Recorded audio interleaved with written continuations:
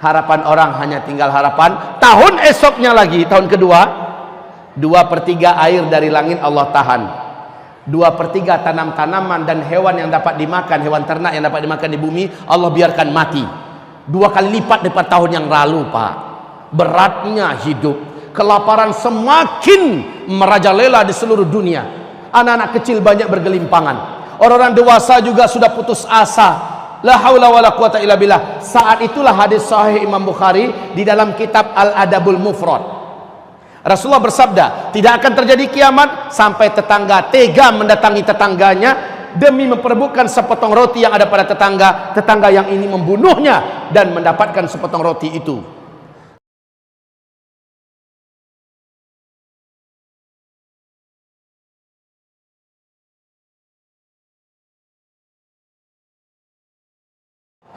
Sepuluh tanda besar kiamat. Yang awal, ini yang pertama, tanda besar kiamat yang pertama, bumi dibungkus oleh dukhan. Bumi dibungkus oleh dukhan. Gelap bumi ini selama 40 hari 40 malam. Dukhan. Dukhan. Ya. Dukhan. Dukhan ini adalah kabut asap, kabut debu yang sangat panas dan sangat tebal. Saking panasnya, kata Rasulullah SAW, orang-orang kafir sampai melepuh kulit mereka. La ilaha illallah, panasnya kayak dalam open, Bu. Saking panasnya, orang kafir loh ya. Dan dari lubang hidung mereka mengeluarkan asap, dari mulut mereka mengeluarkan asap, dari lubang dubur mereka juga mengeluarkan asap. Mata mereka seperti mau lepas dan keluar dari sarangnya. Telinga mereka seperti mau pecah. Jantung mereka seperti panas terbakar. Orang-orang kafir. Dan orang-orang yang beriman hanya imannya menyimpang. Orang-orang Islam yang hobi buat dosa dan maksiat, kata Rasulullah sallallahu alaihi wasallam, mereka sama tersiksanya seperti orang kafir. Akan tetapi umatku yang beriman, imannya lurus, dan amal soleh mereka banyak sebelum itu terjadi, mereka aman. Saat dukhan sudah lenyap, matahari kembali nampak, orang-orang yang beriman dan yang amal solehnya banyak sebelum kejadian itu hanya seperti terserang flu dan demam saja. Kulitnya utuh, tubuhnya utuh, dia sehat, dia selamat, hanya seperti terserang flu dan demam saja.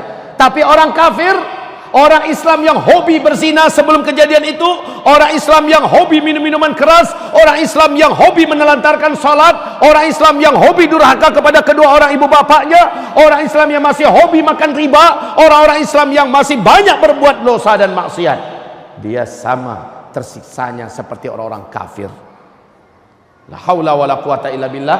Dukhan ini 40 hari 40 malam. Bumi ini gelap gulita. Kalian tidak mampu membedakan kapan siang, kapan malam. Bahkan salah seorang di antara kalian mencoba mendekatkan telapak tangannya ke arah wajah, lam yakad yaraha, tak mampu melihat apa-apa saking tebalnya dukhan itu. La haula wala quwata illa billah. Kaum muslimin yang kami muliakan, setelah dukhan hilang, lenyap, apa kejadian? Besok harinya manusia dikejutkan dengan musibah lanjutan. Semua teknologi sudah berhenti.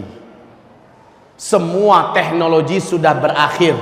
Listrik tidak ada lagi, sinyal sudah hilang, mobil tidak bisa dihidupkan, pesawat tidak bisa dibawa terbang. Semua yang memanjakan manusia dari teknologi dan penemuan-penemuan modern berakhir. La haula wala quwata illa billah. Kenapa? Ada penyebabnya yang akan saya uraikan nanti dengan izin Allah Subhanahu wa taala.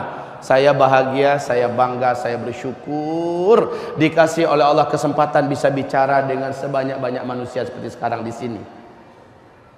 Dan saya yang paling bersyukur sekali, Abah, dikasih waktu 6 jam. Ini yang lama saya rindukan. Saya rindu bisa bicara lebih lama. Dan selama ini saya hanya bisa melampiaskan itu di Malaysia. Di Malaysia dari pagi sampai menjelang maghrib saya bicara akhir zaman. Di sini kali pertama di Indonesia saya akan berbicara 6 jam. Kaum muslimin, ini belum apa-apa dibanding yang mulia Rasulullah. Rasulullah kata para sahabat, bicara tentang akhir zaman, sejak lepas sholat subuh beliau naik ke atas mimbar. Beliau ceramah sampai masuk waktu zuhur. Masuk waktu zuhur beliau turun mengimami kami sholat berjamaah. Habis zuhur naik lagi ke atas mimbar, lanjut sampai asar. Asar beliau turun mengimami sholat asar. Lepas itu naik lagi, lanjut sampai maghrib. Sehingga kata para sahabat seperti Abu Hurairah berkata, tidak ada seorang pun di antara kami yang berani beranjak dari tempat duduknya. Yang ingat dengan apa yang Nabi sampaikan adalah yang paling banyak catatannya dan yang paling kuat hafalannya. Satu hari penuh Pak, jadi masih kalah anak muda seperti Zulkifli kalau menyampaikan ini. Maka ketika Abah Rauf tadi mengatakan jangan pergi kemana-mana ya, ini sunnahnya memang demikian. Dalam majelis ilmu, sahabat telah membuktikan setianya mereka mendengarkan. Mereka tidak berani keluar. Apalagi materi kita saya bedah dua, materi amalan dan persiapan apakah yang harus segera kita siapkan dan kita kerjakan sekarang, itu selepas zuhur. Baik kaum muslimin, saya lanjutkan. Dukhan, kabut debu yang panas sangat tebal. Selepas dukhan, teknologi musnah. Iklim udara di dunia menjadi panas. Sementara ketika orang keluar, sudah banyak bangkai-bangkai yang berserakan. Apakah bangkai binatang atau bangkai manusia yang tidak mampu bertahan meninggal dunia. 40 hari Pak, dibungkus oleh kabut debu yang teramat panas. Maka banyak sekali daun-daun, bunga-bunga segala macamnya, burung-burung yang mati. Setelah itu udara di muka bumi dan iklim udara juga berubah drastis menjadi panas. Air menjadi sulit didapatkan. Air-air menjadi kotor karena debu tadi telah turun dan mengendap kembali di bumi. La haula wala quwata illa billah. Kaum muslimin yang kami muliakan, sejak itu kelaparan mulai melanda di muka bumi. Serentak seluruh dunia mengalami kelaparan. Sepertiga air dari langit Allah tahan, sepertiga tanam-tanaman di muka bumi Allah biarkan mati. Kekurangan pakan secara global, serentak di muka bumi kekurangan makanan. Kalau hanya India yang kekurangan makanan, mudah-mudahan Thailand bisa menolong, Indonesia bisa menolong. Lah ini serentak seluruh dunia kekurangan pakan. Orang berharap mudah-mudahan tahun depan lebih baik, ada solusi, hujan turun lebih banyak. Harapan orang hanya tinggal harapan. Tahun esoknya lagi, tahun kedua, 2/3 air dari langit Allah tahan. 2/3 tanam-tanaman dan hewan yang dapat dimakan, hewan ternak yang dapat dimakan di bumi, Allah biarkan mati. 2 kali lipat daripada tahun yang lalu Pak. Beratnya hidup, kelaparan semakin merajalela di seluruh dunia. Anak-anak kecil banyak bergelimpangan. Orang-orang dewasa juga sudah putus asa. La haula wala quwata illa billah. Saat itulah hadis sahih Imam Bukhari di dalam kitab Al-Adabul Mufrad. Rasulullah bersabda, tidak akan terjadi kiamat sampai tetangga tega mendatangi tetangganya demi memperebutkan sepotong roti yang ada pada tetangga yang ini membunuhnya dan mendapatkan sepotong roti itu. Kadang-kadang tetangganya ngaku nggak punya makanan, nggak percaya yang datang ini, dibunuhnya juga. La haula wala quwata illa billah. Beratnya hidup, orang mulai berani memakan bangkai karena lapar. Macam di Suriah Pak, bangkai kucing pun dimakan orang, bangkai tikus pun dimakan orang karena lapar. Ini akan terjadi secara global, bukan hanya di Suriah. Setelah itu tahun ketiga, sama sekali air tidak turun dari langit, sama sekali tanam-tanaman dan hewan ternak yang dapat dimakan di muka bumi mati. Disitulah sahabat bertanya kepada Rasulullah, ya Rasulullah, bagaimana kami melanjutkan hidup ketika makanan saat itu sudah tidak ada? Bagaimana kami bisa bertahan ketika makanan sudah putus, air tidak ada? Nabi menjawab, makan minum kalian saat itu adalah zikir. Subhanallah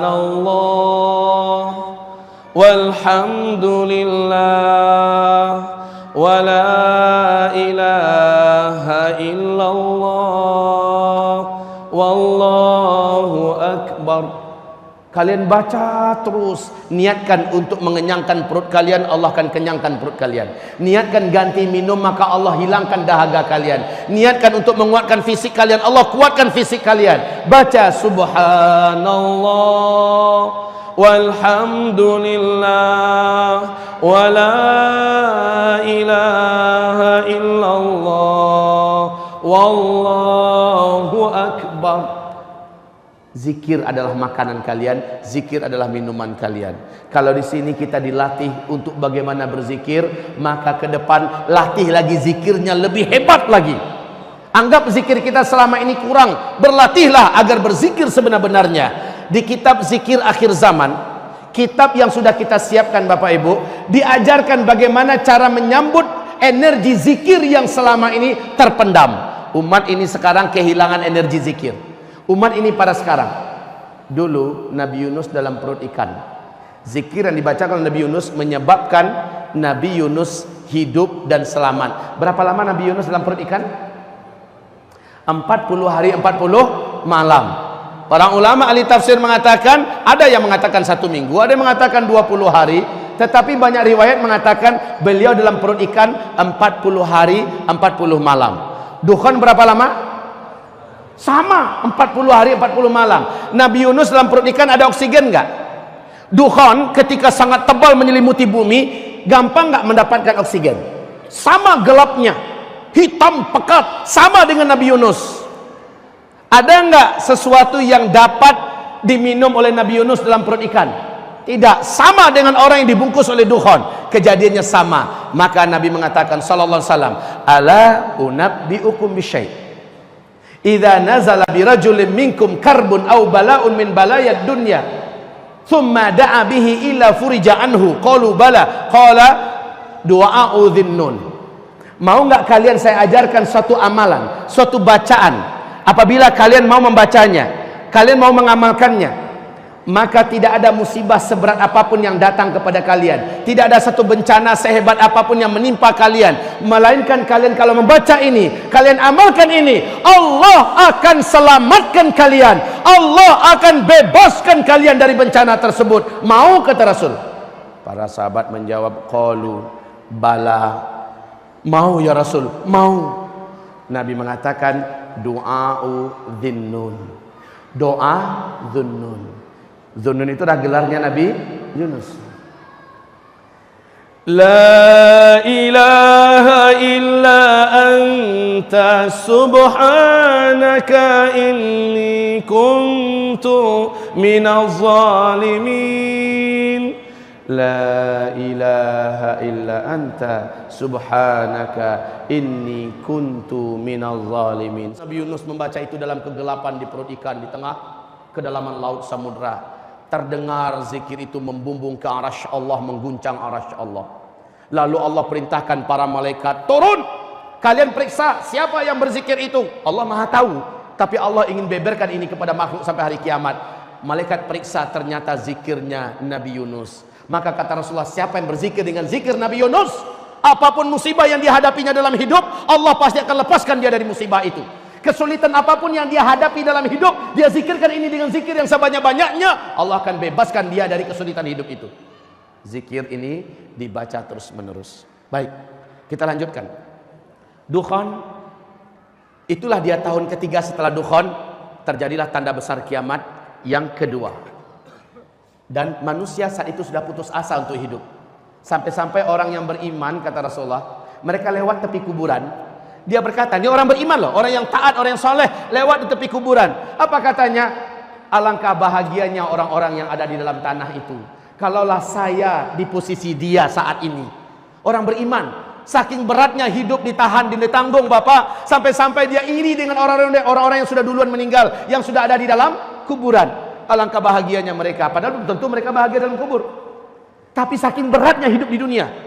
Saat itulah berita kemunculan Dajjal, tanda besar kiamat yang kedua.